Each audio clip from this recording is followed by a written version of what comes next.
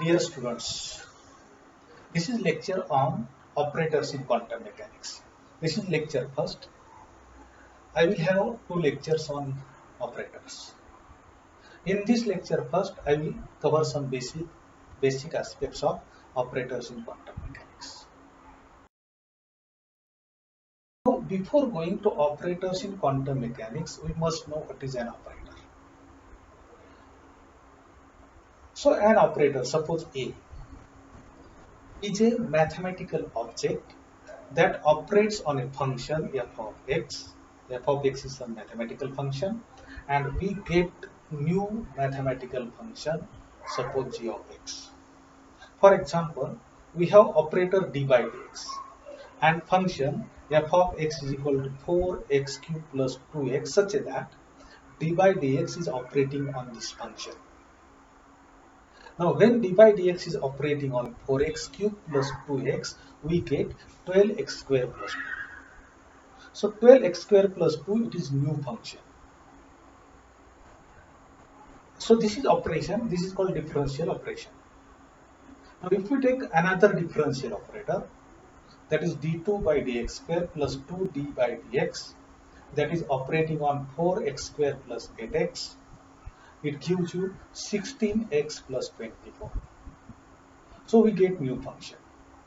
Now if we take next equation, here we have integration of x square plus 2 dx is equal to x cube upon 3 plus 2x plus 3. This is the result.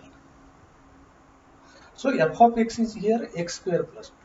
And what is operation? Integration. So here integral is an operator. And we get new function.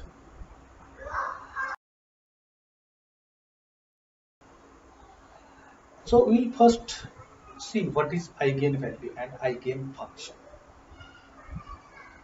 The equation here, an operator operating on a function produces a constant times the function again, is called an eigenvalue equation. For example, suppose we have operator A operating on some function psi, mathematical function psi, and we get lambda psi, where lambda is constant. Now, this psi is called eigenfunction and lambda is called eigenvalue of operator A for psi. Now, what is eigen? Meaning of eigen? Eigen, it is actually German word. Its meaning is characteristic. So lambda is characteristic value of operator A for function psi. Here also we will see one example. For example, consider function e raised to 4x. This is mathematical function, and we will take operator d by dx. Now, when we operate d by dx on operator on function e raised to 4x, we get 4e raised to 4x. Now, if we see carefully this equation, in the result I got e raised to 4x again, but it is multiplied by 4. So, function multiplied by some constant value. Now, this constant value, it is called eigenvalue of operator d by dx for function e raised to 4x. Now, this eigenvalue, it is characteristics of operator d by dx. Because, for example, if we see another operator operating on the same function, d2 by dx square operating on e raised to 4x. d2 by dx square, it is different than d by dx. And it is equal to 16 times e raised to 4x. So here multiplier is different. Number of operators in quantum mechanics, they satisfy certain conditions. Some operators are Hermitian operators, some operators are anti-Hermitian operators, and so on. Here we'll restrict our definition of Hermitian operators. What is Hermitian operator? So Hermitian operators are operators which satisfy the following relation, or I can say condition. So if we have a function, suppose psi, and psi star, it is complex conjugate of that function. And if we take integration, psi star operator A psi ditto is equal to integration. Now in bracket we have A psi and then its complex conjugate multiply by psi ditto. What is ditto? Ditto is small volume element and integration is taken over all space. So when operator satisfies this condition, means when these two integrals are equal, we will say that the operator A is Hermitian operator. Now psi star is complex conjugate of psi, so psi can be real function, psi can be complex function. Hermitian operators have two properties that form the basis of quantum mechanics. And what are the two properties? Now, first property, the eigenvalue of Hermitian operator is real. And what is second property? The eigenfunctions of Hermitian operators are orthogonal to each other. Means they satisfy orthogonality condition.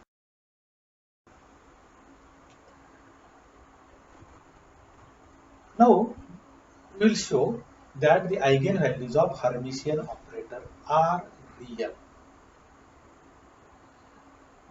Consider eigenvalue equation. And what is that equation? A psi is equal to lambda psi, where lambda is eigenvalue for operator A corresponding to function psi. Lambda is constant and called eigenvalue, we know that. Hermitian operators are operators which satisfy the relation. Earlier we have seen that relation. And what is that relation? Integration psi star A psi ditto is equal to integration in bracket A psi bracket star psi ditto. So in A psi bracket star, first we operate A on psi and then we take its complex conjugate. And we have already eigenvalue equation A psi is equal to lambda psi. Now we can use this A psi equal to lambda psi in above equation. We will get psi integration psi star lambda psi ditto is equal to in bracket lambda psi bracket star psi ditto. Now lambda is constant. It may be complex or it may be real. So we get here integration psi star lambda psi ditto is equal to integration psi star lambda star psi ditto. Now lambda it is constant, so we can take out of the integration. So we get this lambda integration psi star psi ditto is equal to lambda star, that is complex conjugate of lambda, is equal to integration psi star psi ditto. Since wave function is normalized and it satisfies orthogonal condition, integration psi star psi ditto means integration taken over all space is equal to 1. Then psi is called normalized wave function. So when psi is normalized wave function, we get lambda is equal to lambda star. So eigenvalue and its complex conjugate is the same. This is possible only when lambda is real. So we can say that eigenvalue of Hermitian operator is always real. Now we will take simple operator in quantum mechanics, that is momentum operator. We have momentum operator Px is equal to minus IH bar delta by delta x. And we will show that this operator is Hermitian operator. Now proof of this. Consider eigenvalue equation A psi is equal to lambda psi. Hermitian operators are operators which satisfy this condition. So we will use minus IH bar delta by delta x, that Px in place of A. So we get integration. Now it is one dimensional operator, so I will take integration along x-axis. And entire range means I can take range from minus infinity to plus infinity. So minus infinity to plus infinity integral psi star in bracket minus IH bar dabba psi by dabba x dx is equal to minus infinity to infinity in bracket minus IH bar dabba psi by dabba x back bracket completed and its complex conjugate psi dx. Now, since complex conjugate of minus I, it is I, and IH bar is constant, so I can take outside the integral. So minus IH bar minus infinity to plus infinity psi star dabba psi by dabba x dx is equal to IH bar minus infinity to infinity dabba psi star by dabba x psi dx.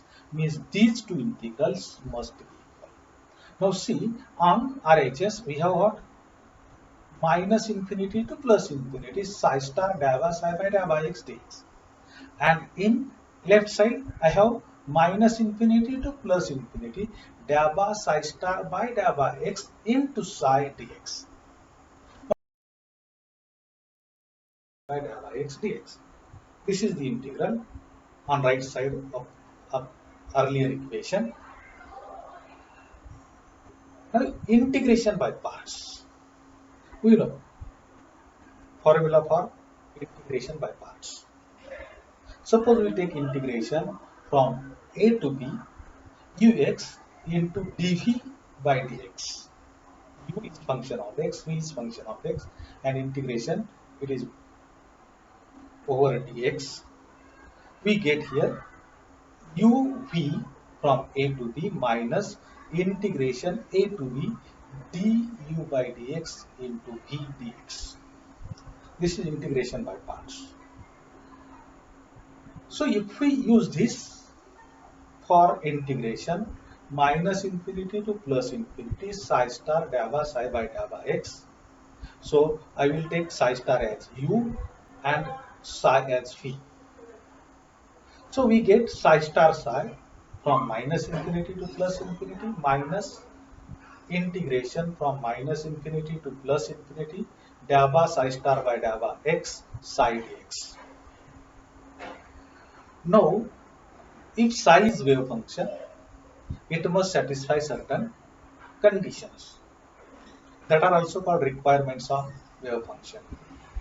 And what are the requirements? Psi must be real. Psi must be single value, finite and continuous everywhere. Similarly, first order derivative of psi must be continuous, finite and single valued everywhere.